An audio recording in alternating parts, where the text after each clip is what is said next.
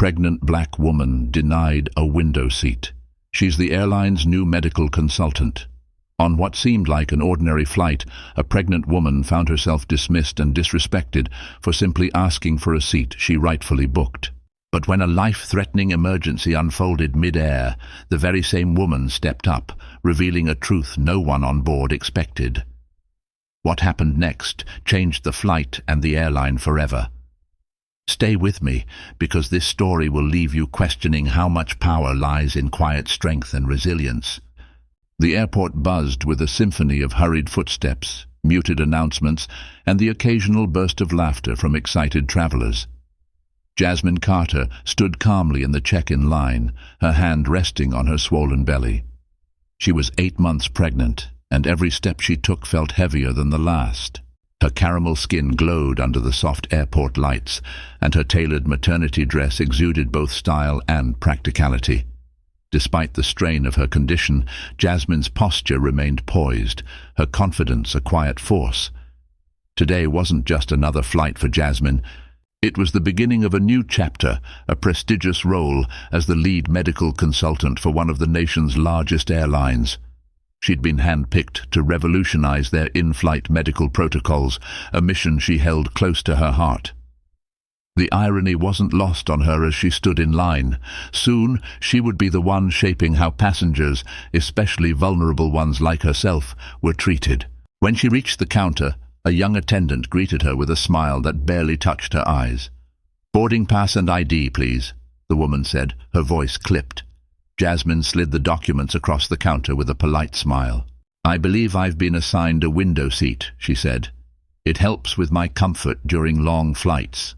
The attendant's fingers danced across the keyboard, her expression hardening as she scanned the screen.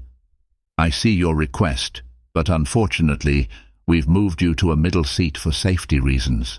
Jasmine blinked. "Safety reasons?" "Yes, ma'am," the woman replied, not looking up. "Window seats aren't ideal for passengers in your condition. It's for your safety and the safety of others." Jasmine's jaw tightened, though her voice remained steady. "I've flown multiple times during my pregnancy, and I've never encountered this policy before. Could you show me where it's stated?" The attendant's cheeks flushed, and her fingers stilled. It's an internal guideline," she stammered. "I don't make the rules. You can take the middle seat or speak to someone else, but the flight is full."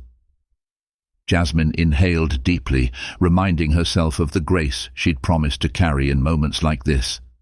"I understand, but I paid for a window seat because it alleviates swelling and discomfort. Is there any way to reassign me to a window seat as originally booked?" The attendant's eyes flicked to a group of passengers entering the priority line, one of whom was a white woman with a bright scarf and a loud laugh. Without another word to Jasmine, the attendant excused herself and called the woman over. "You'll be seated in 5A, ma'am," the attendant chirped, her tone suddenly warm and accommodating. "We upgraded you to a window seat for your comfort." Jasmine watched as the woman glanced at her boarding pass, flashed a grateful smile, and disappeared toward the gates. She turned back to the attendant, her chest tightening with a mix of disbelief and frustration. "You just assigned a window seat to someone else," she said, her voice quieter now. "How do you justify that?" The attendant's smile returned, but this time it carried an edge. "It's an upgrade for a loyalty member. Again, I don't make the rules." Jasmine wanted to argue, to demand fairness, but she knew how these interactions often played out. The power dynamics were never in her favor. So she straightened her back, gathered her documents, and said, "Thank you," with a calmness that betrayed the simmering fire beneath her skin. By the time Jasmine reached the boarding gate, her energy had waned. The middle seat assignment weighed on her mind, not just for the discomfort, but for the principle. She'd spent her entire career advocating for dignity and care in healthcare settings, yet here she was, battling for the most basic of considerations. As she approached the gate agent, she tried one last time. "Excuse me," she said, her tone measured. "I was reassigned to a middle seat, but I have a medical condition that makes a window seat more suitable. Is there anything you can do?" The agent, a stern-faced man with a name tag reading R. Whitman, barely glanced at her before shaking his head. "Flight's full, Mom. You'll need to board with your assigned seat." Jasmine sighed and nodded, stepping aside as other passengers filtered past. She couldn't shake the gnawing sense of injustice. It wasn't just the discomfort of the seat, it was the casual dismissal, the unspoken implication that her needs were somehow less valid. When her group was called, Jasmine shuffled down the jet bridge, her steps heavy not from the weight of her pregnancy, but from the emotional toll of being overlooked once again. She took her assigned seat, wedged between two strangers who barely acknowledged her presence. As the plane filled, Jasmine closed her eyes and leaned back, her mind drifting to the roll ahead. She would ensure no passenger, regardless of race, gender, or condition, would endure what she had today. Little did she know, her opportunity to make that impact would come sooner than she expected. The hum of the plane's engines vibrated through the cabin as passengers settled into their seats. Jasmine Carter adjusted herself in the cramped middle seat, doing her best to make room for her belly, which now pressed uncomfortably against the metal seatbelt. The man on her left, wearing a business suit, barely glanced her way before reclaiming the armrest between them. To her right, a teenager with oversized headphones slouched against the window, engrossed in a video game on his phone. Jasmine exhaled slowly, attempting to center herself. She had been through worse, far worse. Years of facing both overt and subtle racism as a black woman in the medical field had taught her to pick her battles carefully. But today, it wasn't just her pride that felt bruised. It was her physical well-being. Every twinge of discomfort in her legs reminded her that being wedged in this seat was not just inconvenient, but potentially dangerous. As the plane began taxiing, the head stewardess, a tall woman with a crisp uniform and an air of authority, walked briskly down the aisle. Her name tag read C. Miller. Her eyes flicked over the passengers like a hawk surveying its prey. When her gaze landed on Jasmine, there was a faint twitch of disapproval that Miller didn't bother to hide. "Excuse me," Jasmine said, raising her hand slightly. "Could I trouble you for an extra cushion or maybe a blanket? I'm pregnant, and this seat is a bit—" Miller cut her off with a forced smile that didn't reach her eyes. "We're preparing for takeoff, ma'am. Please remain seated and refrain from requesting non-essentials until we're in the air." Jasmine blinked, stunned by the curt dismissal. Before she could respond, Miller moved on, her heels clicking sharply against the floor.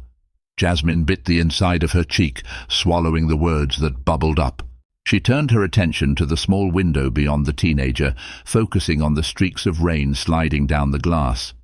The plane lifted off smoothly, and soon the cabin crew began their routine. Miller returned, this time accompanied by a younger flight attendant who seemed less confident. They worked their way through the aisle, handing out drinks and snacks with mechanical efficiency. When they reached Jasmine's row, Miller didn't even glance her way. "Water, please," Jasmine said politely. The younger attendant handed her a tiny plastic cup, avoiding eye contact. Miller, however, turned her attention to the businessman beside Jasmine. "Would you care for a drink, sir? We have a variety of complimentary options in first class, but I can check what's left." Jasmine froze. The man had ordered a standard economy ticket just like everyone else she had seen him boarding in the same line. Her mind replayed the interaction at the gate, the way upgrades and special treatment had been doled out selectively.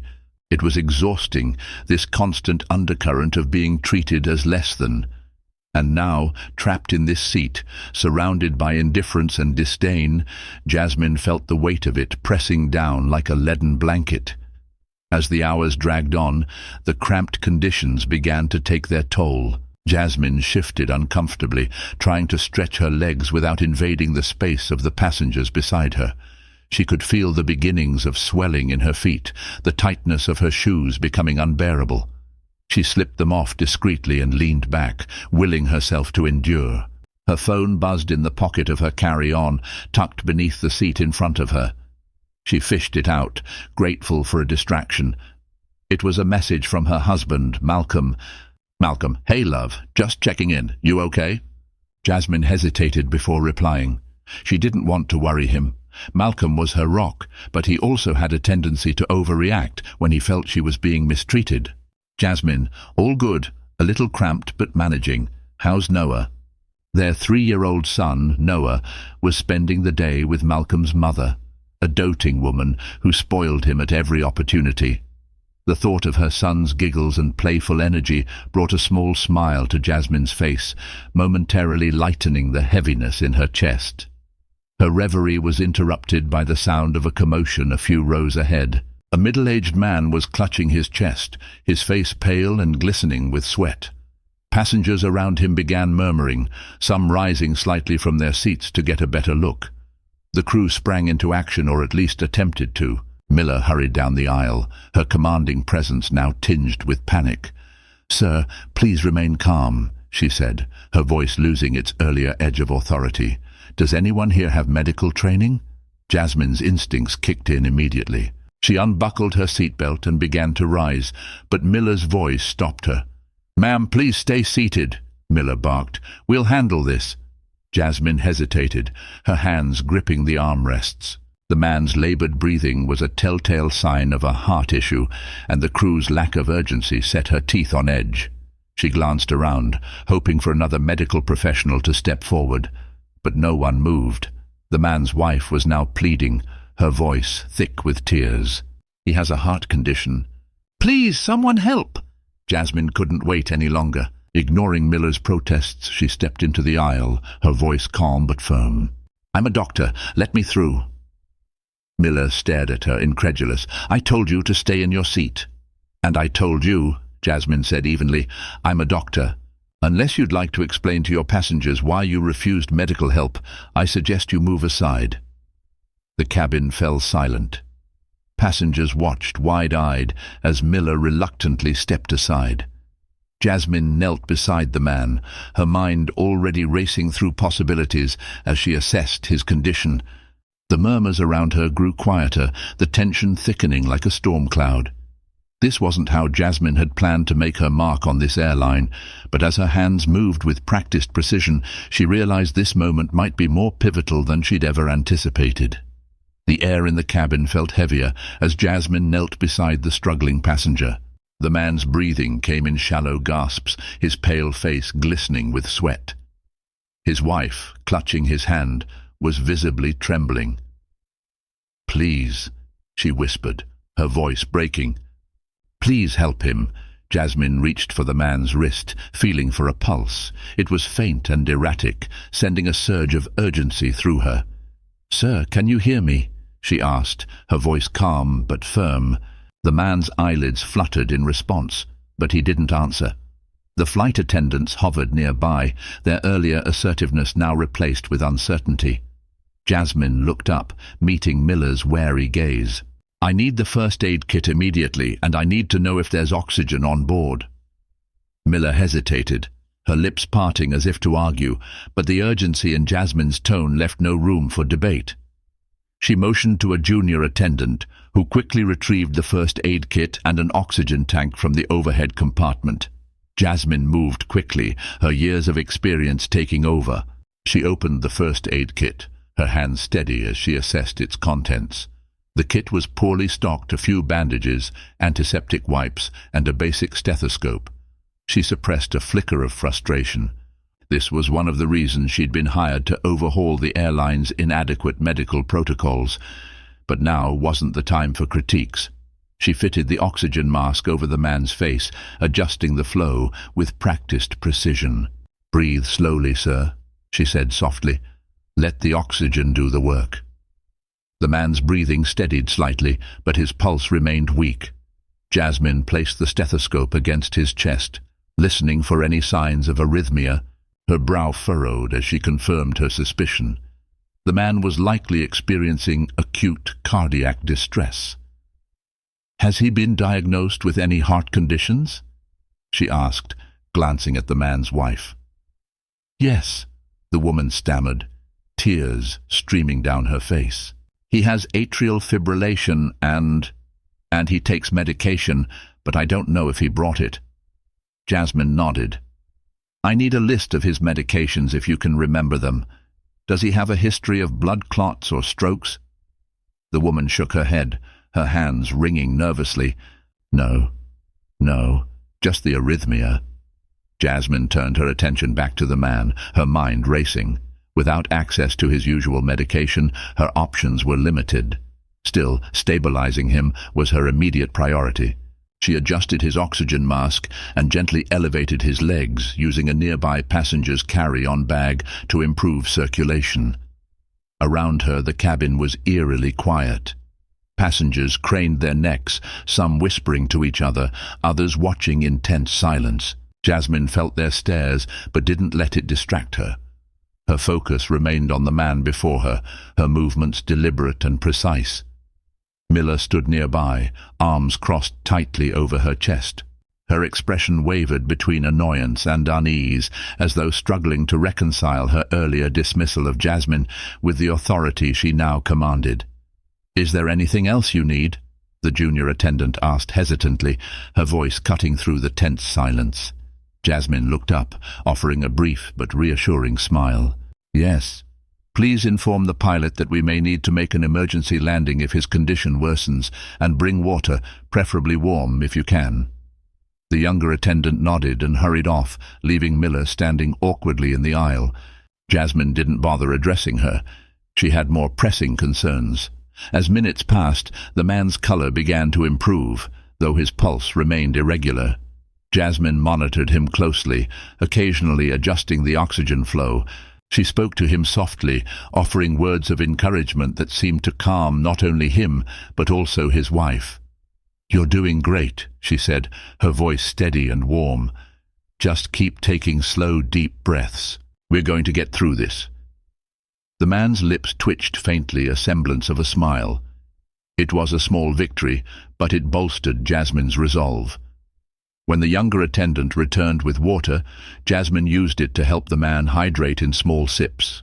"This will help keep you stable until we land," she explained, her tone gentle but firm. "You'll need to see a cardiologist as soon as we arrive." The man's wife nodded fervently, clutching Jasmine's arm. "Thank you," she whispered, her voice thick with emotion. "Thank you so much." Jasmine offered her a small smile, but the weight of the situation hadn't lifted. Her knees ached from kneeling on the hard floor, and the strain of maintaining her composure was beginning to wear on her. Still, she didn't waver. She couldn't afford to. Finally, the pilot's voice crackled over the intercom. "Ladies and gentlemen, we've been informed of a medical situation on board. We'll be making an emergency landing at the nearest airport. Please remain seated and follow the crew's instructions." A ripple of relief passed through the cabin, though Jasmine remained focused.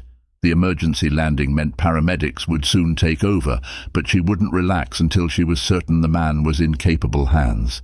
Miller, who had remained silent throughout most of the ordeal, finally spoke. "I'll need you to provide a detailed account of what happened for our incident report." Jasmine straightened, her expression unreadable.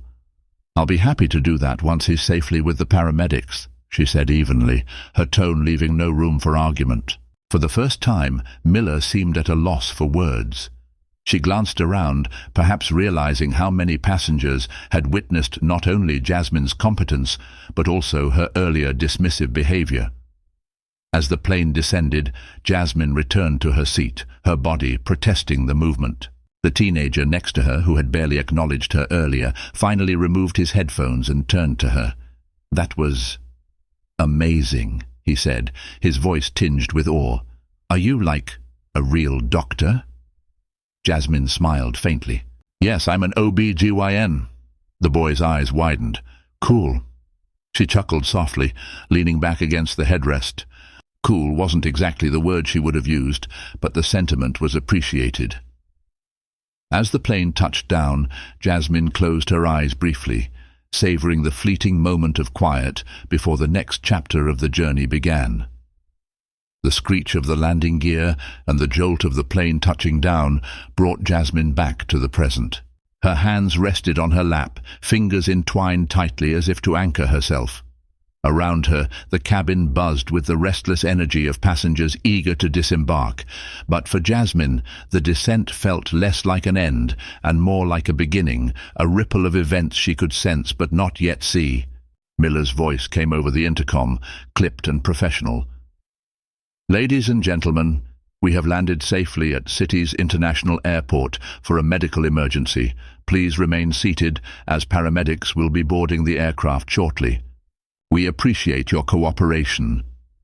The words were rehearsed, void of genuine concern. Jasmine felt the weight of Miller's earlier dismissal still hanging between them, unspoken but undeniable. She glanced toward the front of the plane, where the head stewardess stood rigid, her posture betraying her unease. Jasmine exhaled and turned her attention to the man she'd helped. His breathing had stabilized and the oxygen mask had been removed, but his pallor remained concerning. His wife sat beside him, holding his hand tightly, her gratitude spilling from her eyes in silent tears. "Thank you again," the woman whispered, her voice raw with emotion. "I don't know what would have happened if you weren't here." Jasmine placed a comforting hand on her shoulder. "You don't need to thank me. I'm just glad I could help." Her words were sincere, but they carried the weight of exhaustion. She hadn't realized how much of herself she'd poured into the situation until now. Minutes later, the paramedics boarded the plane. Their arrival was swift and efficient, their crisp uniforms and calm demeanor bringing a sense of relief to the cabin. Jasmine stood aside as they assessed the man, providing a quick summary of his condition and the steps she'd taken. One of the paramedics, a young woman with sharp eyes and a reassuring smile, nodded as Jasmine spoke. "You handled this perfectly, Doctor. Thank you for stepping in." The acknowledgement warmed Jasmine, but it also brought a bittersweet sting. It was validation she shouldn't have had to earn in the first place. She watched as the paramedics prepared to transport the man off the plane, his wife clutching his arm as she followed. As they exited, the cabin broke into soft applause. Jasmine turned toward the sound, her brow furrowing in confusion. At first, she thought it was for the paramedics, but the way passengers turned their gazes toward her made it clear. This was for her. The businessman who had ignored her earlier now leaned slightly into the aisle, clapping earnestly. "You saved that man's life," he said, his tone tinged with respect. "We're lucky you were here." Jasmine offered a small smile, nodding in acknowledgement, but she didn't bask in the attention. Instead, she returned to her seat, her legs heavy with fatigue. The murmurs of admiration around her felt surreal, a stark contrast to the earlier indifference she'd endured. As the other passengers began to disembark, Jasmine remained seated, allowing herself a moment to collect her thoughts. She knew she would be approached by the crew, by the ground staff, perhaps even by the airline's management, but the thought didn't fill her with pride or anticipation. Instead, it left her with a gnawing sense of weariness. She thought of Malcolm and Noah, of their warm hugs and the comfort of home. She longed to hear Noah's giggles as he recounted his day with his grandmother, or Malcolm's steady voice as he reassured her that everything would be fine. But right now, she was far from that sanctuary. The sound of footsteps broke her reverie. Miller stood before her, her face a mask of forced professionalism. The earlier sharpness in her demeanor had been replaced with something Jasmine couldn't quite place: guilt, perhaps, or an uneasy attempt at reconciliation. "Dr. Carter," Miller began, her voice unusually soft, I want to thank you for stepping in. What you did was extraordinary." Jasmine looked up, meeting her gaze steadily. There was no malice in her expression, but neither was there warmth. "I did what anyone would do," she said simply. Miller hesitated, her hands fidgeting with the hem of her blazer. "Still, we owe you a debt of gratitude. If there's anything I can do—" "You can start by reflecting on how you treat people," Jasmine interrupted, her tone calm but firm. "Especially those who don't look like your idea of what important or worthy should be." Miller's face flushed, and for a moment she looked as though she might argue. But the truth in Jasmine's words held her back. She nodded stiffly. I'll take that under consideration. Jasmine nodded in return, her gaze unwavering. Good. As Jasmine finally stood to leave, her legs protested with stiffness. She gathered her belongings slowly, savoring the deliberate movements as a way to ground herself. The young attendant from earlier appeared by her side, her face tinged with genuine concern. "Dr. Carter," she said hesitantly, "I just wanted to say I'm sorry for how everything was handled today. You deserved better." Jasmine softened at the girl's words. "Thank you," she replied. "Just remember that the way we treat people matters, not just in emergencies, but always." The attendant nodded earnestly, and Jasmine offered her a small smile before heading toward the exit. As she stepped off the plane and into the terminal, the cool air was a balm against her warm skin. She let out a long breath, ready to leave the ordeal behind. But as she turned a corner, she found herself face to face with a man in a sharp suit flanked by two airline representatives. He stepped forward, his hand extended. "Dr. Carter," he said, his voice deep and commanding, "I'm Richard Wallace, CEO of this airline. I believe we need to have a conversation." Jasmine blinked, caught off guard by his presence. She glanced at the two representatives, their expressions a mixture of anticipation and unease. Whatever this conversation entailed, it was clear that her actions on board had reached higher levels than she'd expected. She straightened her back, meeting his handshake with a firm grip. "Mr. Wallace," she said, her voice steady despite the swirl of emotions within her, "I'm listening." The next chapter of Jasmine's journey was beginning, and this time it felt like the stakes were higher than ever. The terminal's harsh fluorescent lights illuminated the solemn group as they stood in an awkward semicircle near the arrival gate. Jasmine Carter found herself at the center of their attention, her composed demeanor masking the fatigue settling deep in her bones. Across from her, Richard Wallace, the airline's CEO, extended his hand further, the weight of unspoken expectations hanging between them. She shook his hand firmly, though her grip lacked the usual vitality. "Mr. Wallace," she said, her voice steady but guarded. "I assume you've been briefed on the situation." Wallace nodded, his sharp blue suit unwrinkled despite the evident tension. His salt and pepper hair framed a face that was unreadable, yet practiced someone used to navigating delicate situations.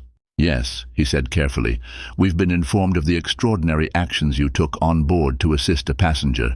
First, let me extend my personal gratitude for your professionalism and expertise."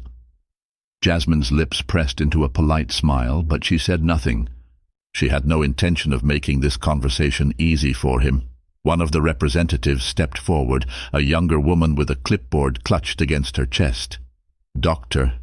Carter, on behalf of the airline, we sincerely apologize for any inconveniences you may have experienced during your flight. Rest assured, we're reviewing our procedures to ensure this doesn't happen again." The words felt rehearsed, hollow. Jasmine's eyes flicked to the woman, then back to Wallace. "Inconveniences?" she repeated, her voice low but pointed. "Is that what you're calling it?" The young woman faltered, her face reddening slightly, but Wallace stepped in smoothly. "Dr. Carter," he said, his tone conciliatory, "I understand that what happened today was unacceptable. That's precisely why I wanted to speak with you directly. I believe your insights could help us prevent similar incidents in the future." Jasmine tilted her head slightly, her expression unyielding. "My insights? Mr. Wallace, I was hired by this airline to provide those insights months ago. Today, I experienced firsthand why my role is so crucial. But before we talk about the future, let's address the present. Why was I treated the way I was?" For the first time, Wallace hesitated. His gaze dropped momentarily, and when he looked back at her, there was a flicker of something almost human beneath his polished exterior unease, perhaps even guilt. "I can't excuse what happened, Dr. Carter," he admitted, "but I can promise you that it's not reflective of the values we strive to uphold as a company." Jasmine crossed her arms, her exhaustion giving way to a simmering frustration. Then what does it reflect? Because from where I'm standing, it reflects a culture that tolerates bias, dismissiveness, and a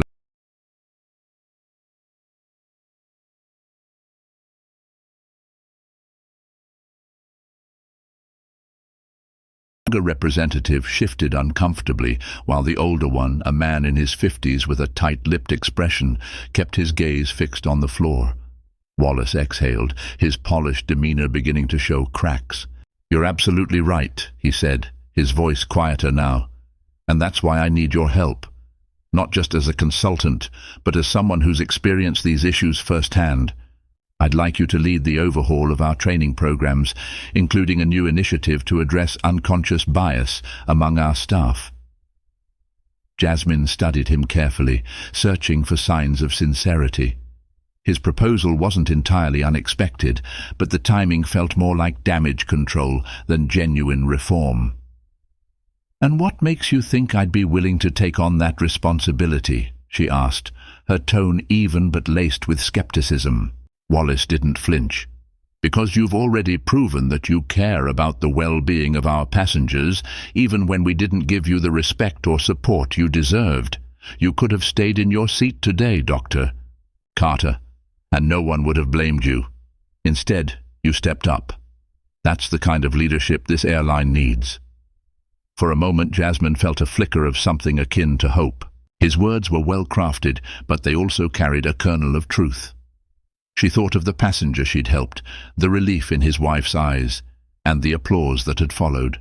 She thought of her son, Noah, and the world she wanted to leave for him, a world where compassion and competence were valued above prejudice and ignorance. But hope wasn't enough. Not yet. "I'll consider your offer," she said finally, her voice measured. "But only under two conditions." Wallace straightened slightly, a hint of curiosity flashing in his eyes. "Go on." "First," Jasmine said, her gaze sweeping across the group, "I want a full public acknowledgement, not just of what happened today, but of the systemic issues within this airline that allowed it to happen. And second, I want to see tangible changes, not promises. That includes updated policies, improved training, and accountability measures for staff at all levels." Wallace nodded slowly, his expression unreadable. "That's reasonable," he said. "You have my word that we'll take immediate action." Jasmine raised an eyebrow. "I'll hold you to it." The conversation ended with polite farewells, but as Jasmine walked away, her thoughts churned. She wasn't naive enough to believe that change would come easily, or that Wallace's promises were guaranteed. But she also knew that her voice carried weight, and if she could use it to push for progress, she owed it to herself and to others like her to try. As she stepped outside into the cool evening air, her phone buzzed in her bag. She pulled it out, smiling softly at the sight of Malcolm's name. "Malcolm,"